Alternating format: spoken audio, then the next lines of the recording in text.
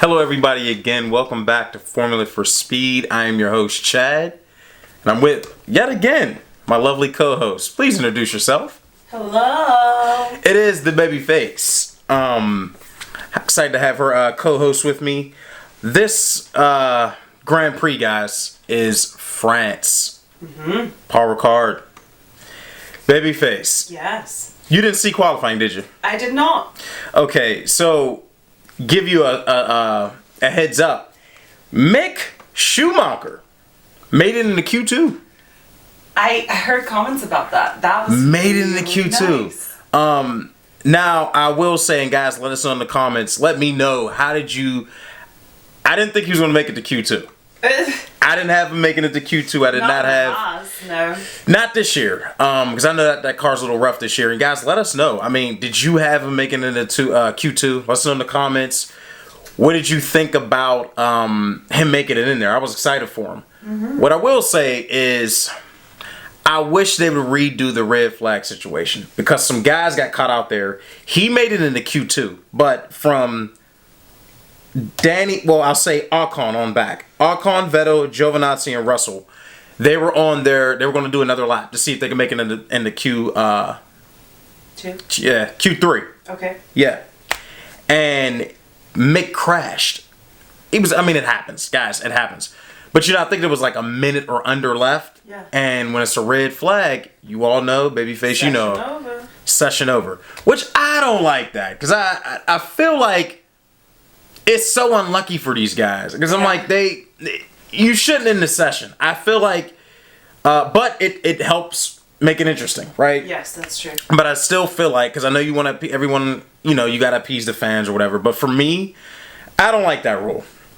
I think if it's just like in the race, if you're going to red flag it, restart it again, or, just yellow flag, whatever. But yeah, they got caught out there. So after that, my guy, Danny Rick, was running 10th overall. He ran 10th. Norris is only running 8th. So I was like, my McLaren boys. Not that huge of a gap. Not that huge of a gap. Alonso, 9th.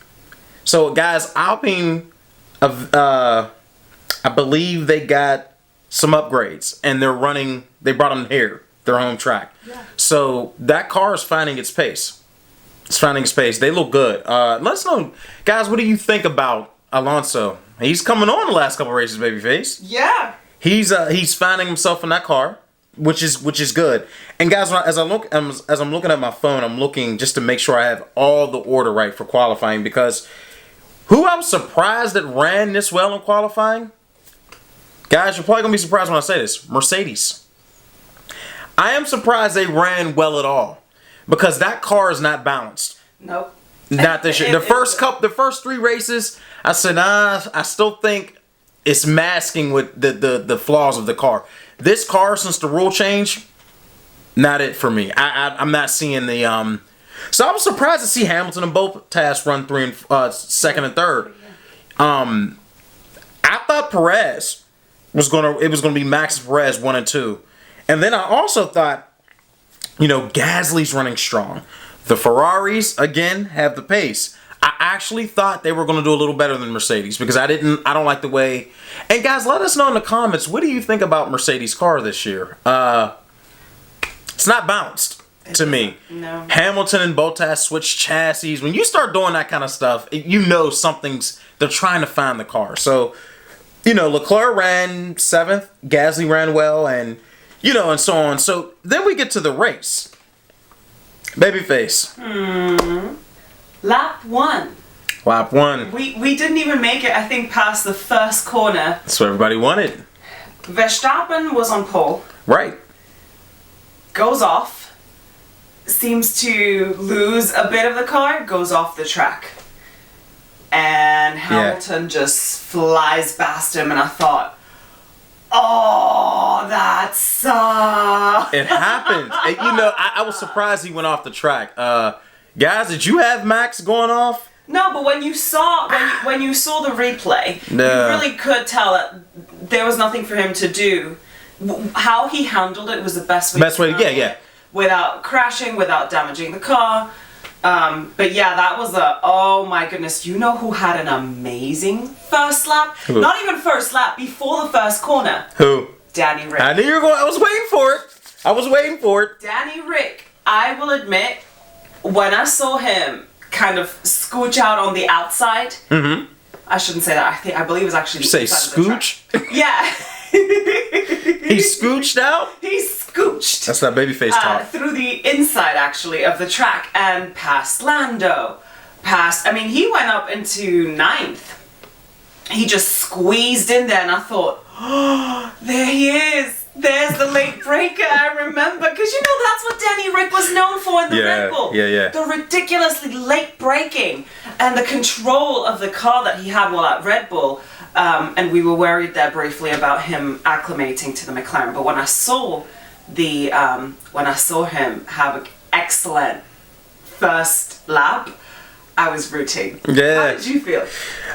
Man, I was happy for Danny Rick. I knew he had it in him. Guys, it's one of those things again, when you're trying to find the car, I say, as a driver, and you're trying to make it work, it can be tough. So I was happy to see it. Yeah. I was happy to see it. Of course, my McLaren boys, I was there. I was like, yeah, we're there. I said, listen, if it gets a little scrappy with those Red Bulls and those Mercedes, we have a chance to get on the podium. We have a chance. Because I said Mercedes cars aren't running that well. I said these Pirelli tires aren't suiting anyone well, especially the Mercedes. So we seem to be doing better with those tires. I knew we had it. I said, now, we got to get past the king of tire preservation in Hamilton. If we can get past the king of tire preservation for this era, we're fine. Because I wasn't worried about Bottas and the tires. I knew Max had a good car. Wasn't worried about. Ironically, you know who I was worried about though? Perez. Really? Not so much Max. Perez. Because when I watched Max go off, I said, if those tires start to wear down on him, he's because of his style, he's an aggressive driver. If you all notice, correct me if I'm wrong, Max will run through some tires. Yes, but why were you worried about Perez? Perez is the guy that is he's good at preserving tires. I've been watching him his whole career. I misunderstood you. I thought you were worried about Perez struggling. No. No, you were worried because you knew he was going to be a problem in the front. I knew. Okay. I knew, guys. Let me know in the comments. I knew Perez was going to be. I said, if these tires, which again, guys, I've spoken on before, I don't like the fact that I feel like tires are now deciding the race, whatever. I don't like these Pirelli tires, but I said, when it comes to the two drivers up front that I'm concerned about who do, to me, know how to preserve tires, some of the best, that's Hamilton and actually Perez. So I was worried about them. Listen. I said, if we can but yeah, that didn't happen. Do you know what Ralf Schumacher posted on his IG? What'd he say? He said, thank God Pirelli does not manufacture condoms. Guys, I'll be honest, guys. Y'all, okay, let's babyface, we gotta keep it honest. You all know, in the comments, let us know. You all know Pirelli is not that good this year. You all know it. None of the drivers like the tires. I've stated this before. If you want to make F1 interesting, let's let each car owner pick the brand of tire they want to use. Pirelli, Bridgestone, and say, what's another one? Dunlop, whatever. Yeah. Have like 3 tire manufacturers you can pick from, besides 2 other ones besides Pirelli. That'll make it interesting. I agree. Because I don't like these Pirelli tires, guys. I mean, I remember, was it last race, or was it this race? Pirelli said, yeah, the hards will last 45 laps. Guys, those 45, that wasn't true. It lasted about 25 to 26. So again, guys, this race to me was going to come down to tire preservation, and strategy, right? Yeah. So after, throughout the race, babyface, what happened next? What do you got going on? So lap number 2, Alonso, and this touches a little bit on what you were saying. Alonso overtook Leclerc, which was very exciting to see. Yeah. And I wondered. You mean them fast-paced Ferraris this year? Well, yeah. No, I was actually thinking perhaps Alpine found some of the progression that Renault last year found, because remember we talked about this at the beginning of the season. Yeah. What happened to the pace an overall progression and improvement that Renault had made by the end of 2020. It's true.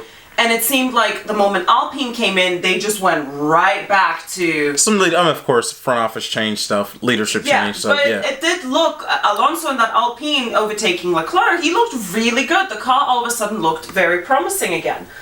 Lap 11, I know you were geeked when Danny Rick overtook Alonso. Yes, I was. Then Norris scooched right past him. What'd he do? He scooched. This is babyface linguistics for F1. You gotta love it. Oh, shush. Scooched, I like it. So then Alonso went from looking fantastic. He started to struggle a little bit on the tyres. Vettel also overtook Alonso in lap 13. And then lap 17, Danny Rick had a really strong pit stop, which I know you were a bit nervous when you saw it. 2.5. Yeah, It was a solid. That is solid. And because of Red Bull, anything over 2 seconds, everyone starts to think, oh, it's okay. Yeah, but that was, for us, that was good. Yeah. For McLaren, 2.5, that's good. That's good. I agree. So lap 20, Hamilton comes into pit.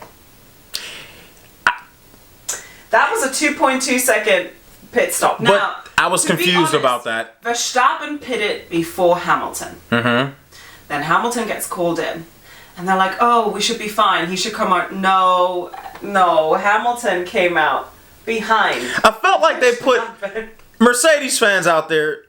From what I understand, it's like they put Hamilton on the B strategy. I was confused by it. I didn't understand why they stopped him then. I thought they were going to wait a little later. But, hey, strategy and tires, guys. Red Bull was on top of it. Were they not? Yes. Got Red Bull. I mean, this was revenge for Barcelona. They were flawless in Paul Ricard. I'm not mad at it because no, I'm not. Honestly, I would have had a lot of questions had Mercedes repeatedly out-strategized Red Bull this whole season. So I actually, even though I'm a Mercedes fan, it was exciting to me to see that Red Bull got an upper hand on Mercedes and was like, okay, you think you can do this as a one-stopper? We think we're going to do this as a two-stopper. And here's what we're going to do. And caught with Mercedes with their pants down. Let's face it, Mercedes had their pants down for this race in France. I'm going to tell you what. You know how I know, and guys, let me know what you think about this, babyface. Let me know what you think. Even though they got caught out there, I felt like Hamilton and Bottas were just relieved to be running in the top 3 positions. Because I don't believe truly they feel like this car is good. I think they're not going to say it, but I don't think, when I say not good, I mean as for Mercedes standards. I think this car this year, because of the rule changes, is kind of subpar. So even when Lewis got passed, when he got overtook, he wasn't terribly upset. I think he kind of knew, like, our cars are not in balance. So these guys, because when you're driving, you're going for a race win. Strategy, tire management, and the overall car with the driver. Those 4 things for me, collectively, you got to be on top of it. Yeah. You're missing one of those, you're chancing it. So for me, Mercedes is missing the car and the tire part. Normally they're on the strategy and they have the drivers. Those 2 can get it done. The car and the tires this year, guys, for me is for Mercedes Achilles heel. So I was surprised they did that. And did I think Hamilton could have won? But then again, I was like, nah, still don't think he could have won. That car's not good on those tires. The only way he was going to win was if Red Bull made a blunder. If they made a blunder. But that car's not as quick. Because even had Mercedes done everything perfectly, Red Bull has the better car this season. Red Bull on the straights are faster than Mercedes on the straights. Red Bull has I said this in testing, guys, and people kept saying it. I seen the comments, they don't. I said it in testing. If you've been watching F1 for years, you'll know the strongest cars on the grid. When I saw how well balanced that Red Bull was in testing, and through the Grand Prix this year, I knew who had the strongest car. Yeah. Mercedes, people were riding them wave from last year, thinking of rule change, not there. Yeah.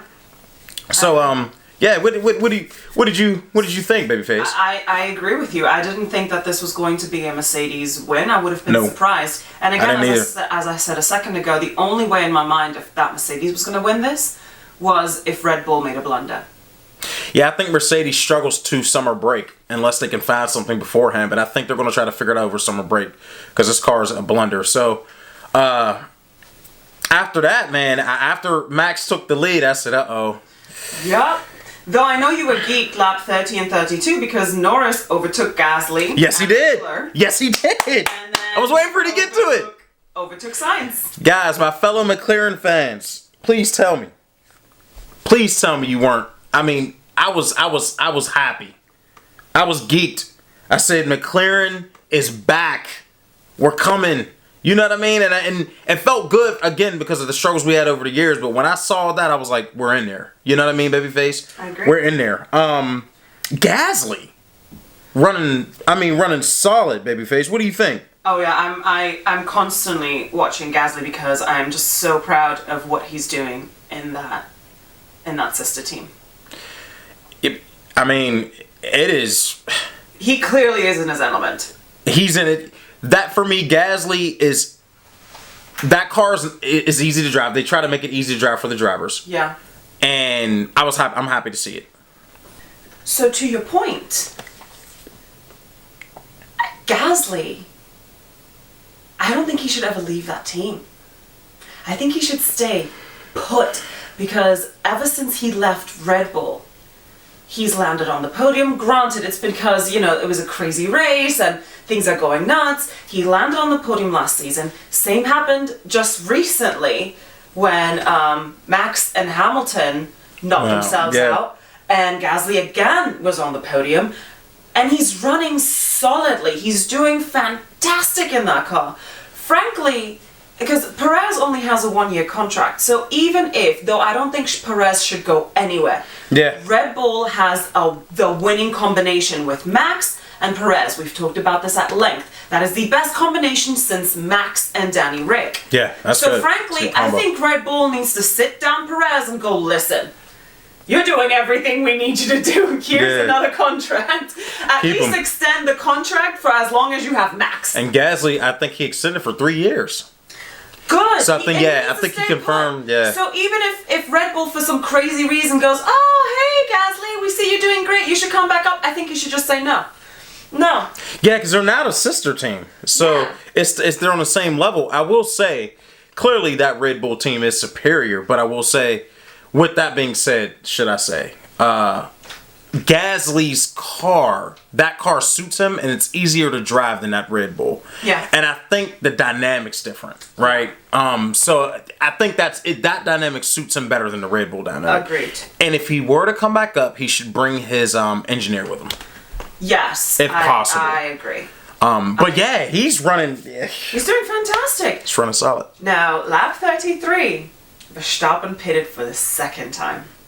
2.5. When I saw that, I was like, it's over. Yep. I knew it too. Honestly, I'll be honest with you.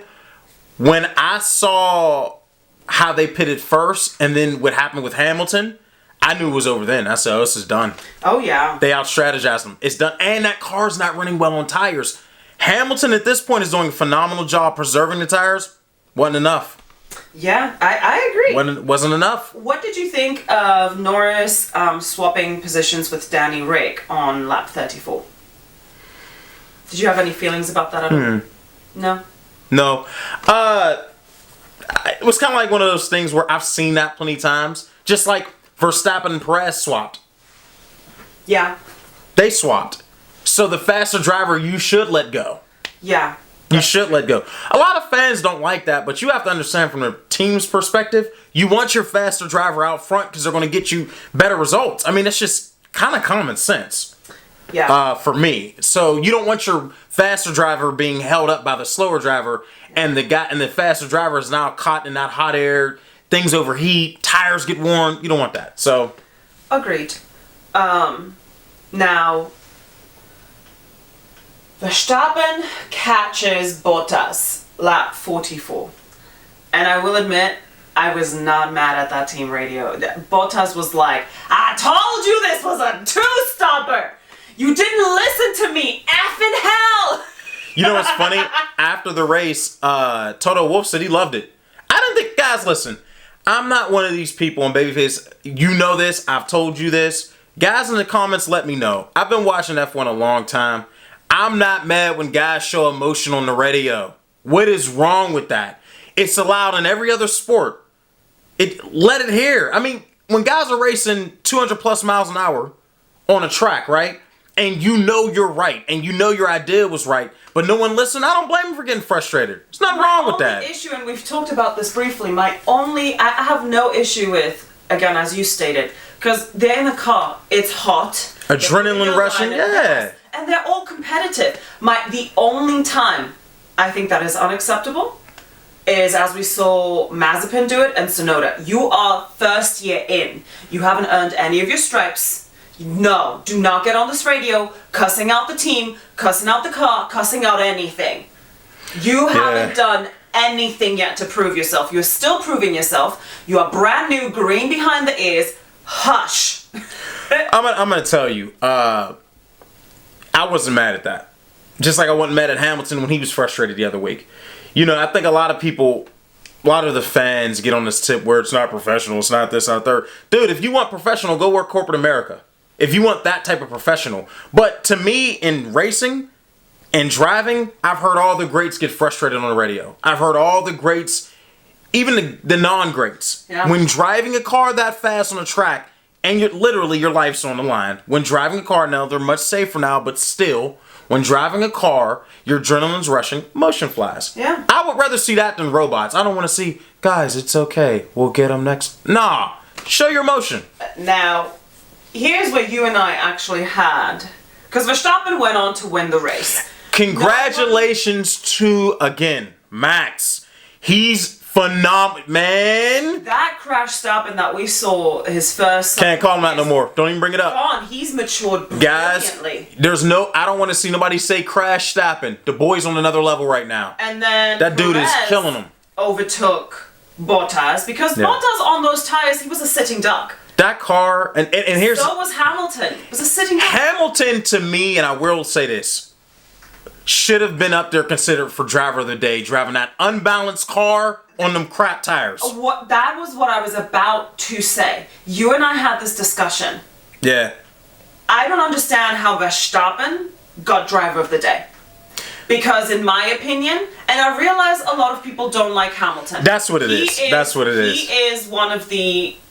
He's the guy that fans and non-fans love to hate because he's that successful. Right. 7-time world championship. Frankly, it's like Tom Brady. It's like, he gets driver of the day. They don't like him. Yeah. He's already proven he's a living legend right now. Mm-hmm. When he retires and he's old, and when his time comes for him to pass on, he's going to be one of the drivers that's going to get brought up in every conversation when it comes to greats. Our children's generation right now, when they think of a great driver, you and I think of Michael Schumacher, we think of Senna. Right now, the kids watching this, they're thinking of Hamilton. Right. That is the great that they say right now. So really, does it matter that Hamilton didn't get the driver of the day? No. But I think it was a gross injustice to Perez, because Perez was out here. He ran the longest.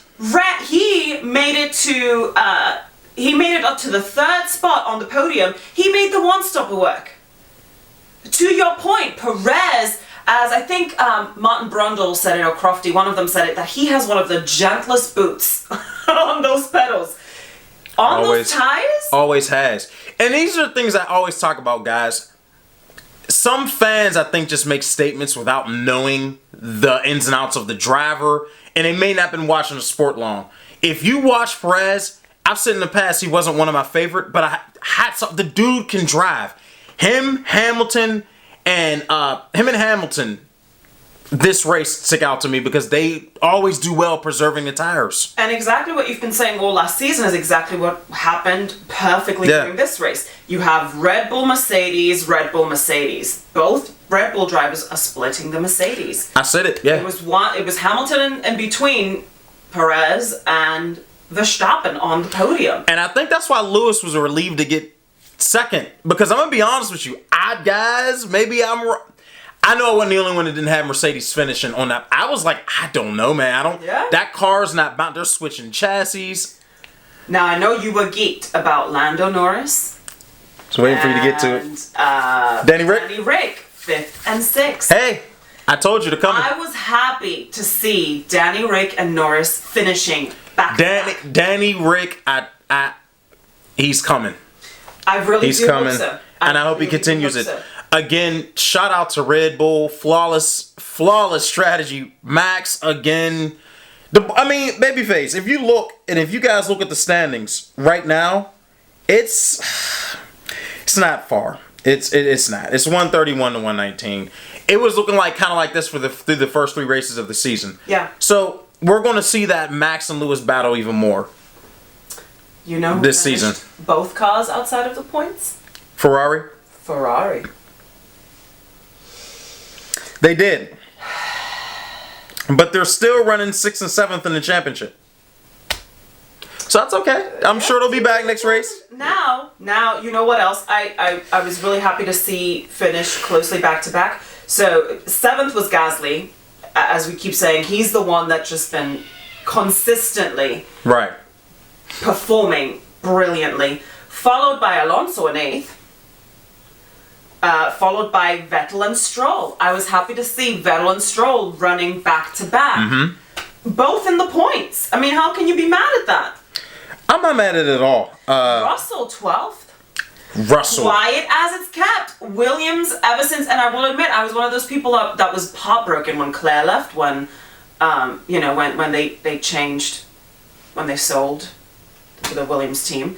But clearly it's working. I mean, Russell is 12th. Well, they did it smart. They reallocated who was developing what. So no longer are they developing their own gearboxes. They bought it off Mercedes. Smart move, saving money. So, yeah. So yeah, quiet as it's kept. Russell, he's coming too, because he's an excellent driver. You need to just give him. Man, guys, I'm gonna say this boldly, and I agree with Alonso on this, and I've been saying this for the last couple of years. To me, Russell's up there with Max. Young drivers at that ability. I've seen Russell's greatness when he was in that Mercedes and could have won the race if it weren't for the strategy. You put Russell in a Mercedes or Red Bull, he's running up there with Max. I'm just being honest with you. Yeah. I'm telling you, the guy's that good. Telling you, babyface. What do you expect to see for Austria? It suits Red Bull, so another Mercedes struggle. That's what I expect to see. I think my boys are going to do well. Yeah? What do you define doing well? I want to see a 4th and a 5th out of them. Really? I do. I think Gasly does well. Wouldn't be surprised if he were on the podium. I think Gasly is going to be the problem for the McLarens. I think so too. Wouldn't be surprised if we see Ferrari come back. I think they're going to do well at this track. Unless Mercedes finds the balance, which everybody knows this is Babyface's team. Yeah. If Mercedes, when I say balance, that means the front and the rear of the car sliding equally. One's not sliding more than the other. It's not the back is sliding out and the rear staying. If they can get that thing to balance and figure out a way to get these Pirelli, these tires aren't good to work with the car. Let's say figure that out. Struggle all season. Yeah. But I told you this, and I'll say this: if Hamilton can pull it off with that car on these tires, you can no longer say, "Oh, he's lucky." Luck doesn't get you to preserve tires. Nor Bottas. If Bottas can figure out how to get in the top 3 in the points, it takes a whole lot more luck in that car with those tires, with a one-stop strategy to still be second on the podium at France. It takes a whole lot more luck. Just say you don't like the guy. Yeah, I'll take that. Just say you don't like him, you don't like that he's winning, it gives you a rash. Just say that. But no, it's not luck. Because if it is that lucky, why aren't more of us pedestrians out here just that lucky to perform at that level? When I see people say guys that are really good are lucky, it's like an insult to the other drivers. Agreed. You know, no one gets that lucky in a car like that at this sport to win that much. No one at that level. That's like saying Senna and Prost were lucky. Schumi was lucky. Nigel Mansell. You know, Nelson Piquet. These guys weren't lucky. These guys were just skilled. Yeah. And if they can pull it off in these Mercedes cars, which are not good cars to me, up to the Mercedes standard, that's why I like my McLaren boys, babyface. Yeah. I gotta be honest with you. I think we could pick off Mercedes this race. I think we could pick them off. Okay. Because this is first of all, the car's not balanced. This circuit is rough on cars. You don't want to run outside. You don't want to run off track limits until your car up. Mercedes is already struggling with balance. I think we got a shot this. Okay. I think we got a shot, man. I'm gonna just be bold and say it. All my McLaren fans, I think we got a shot this race. If Mercedes is struggling We got it. I think people are saying it's a given that Red Bull's going to win, but I don't know. Who do you think would topple Red Bull at Red Bull? They say it's a given Max is going to win. I'm telling you guys, watch out for Perez. You know what? If Perez wins, watch out for Perez. But here comes the best question, in my opinion. And Gasly, another one. Will Red Bull let Perez race Verstappen? Considering that he is... We've not seen that yet. I don't know. We don't. That's a good... Guys, let us know in the comments. That's a very good question. Will Red Bull let Perez race Verstappen considering Verstappen is in a championship battle? Would you let him race? With Lewis. Well, you know what? I will be honest. It depends on where Hamilton is on the grid. There you go. That's the right answer. If it's Verstappen pole finishing, winning the race, followed by Sergio Perez, followed by Hamilton, I would tell Perez, hey, stay right there. Hold him up, make sure that Hamilton does not pass. But if Hamilton struggles to the degree that he is like a Monaco, he's, back in 8th or 9th or somewhere further down, I'd let them race out front, be like, Sergio, give him the heat. He doesn't remember what it's like to battle. I will say this, I will let him race to an extent. We don't want crashes. But you know what the thing is that I honestly am not worried about a crash between Perez and Verstappen because you've pointed this out. Well, I'll tell you, I'll finish my point after you go ahead. Go ahead. Verstappen has been able to scuffle with Hamilton and not have any accidents. I think he's now matured enough to not be reckless. Same with Perez. I think Perez has now honed his skill to a degree where he will not shoot himself in both feet. It's not the drivers I'm worried about. What are you worried It's not those two drivers. It's the course. It's the track. That track is rough on cars. That track, I've watched that track throw cars into different spins, and it's the traffic that they may have to go through later in the race that also worries me. That's why I let them race to an extent. Now, if this were a wide open track, say like France was, let them race. This track here, guys, we just want to bring the cars home because if you run wide, you'll get wing damage, suspension damage. We don't want any gearbox issues. Yeah. I let them race to an extent. I would get on the radio. I don't want to hear it. I know the fans probably want to see it. Not at this track. I'm thinking long term. Yeah. I want to see if you guys are running 1 and 2, we're going to finish 1 and 2.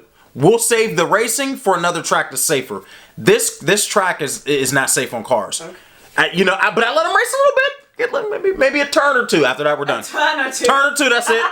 Turn or two, that's it. We may see a wheel to wheel, and I don't even want to see that. Because that means somebody might run wide, and there it goes, suspension in the wing. Nope. Okay. Nope. So yeah, guys, again, congratulations. I want to say to Max and Red Bull, flawless on the strategy. They were playing chess and made Mercedes, no offense, look like they were playing checkers. Flawless. So whoever at Red Bull had the nerve to say that Perez was not delivering, I hope you swallow every bit of your tongue. Perez is the guy, man.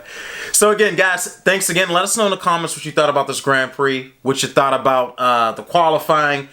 Who's your team? How do you have the different teams finishing this upcoming Grand Prix? So again, this is Formula for Speed. Like, share, subscribe. Check out our Instagram page as well. So any final words, Babyface? No. Guys, we'll see you in Austria.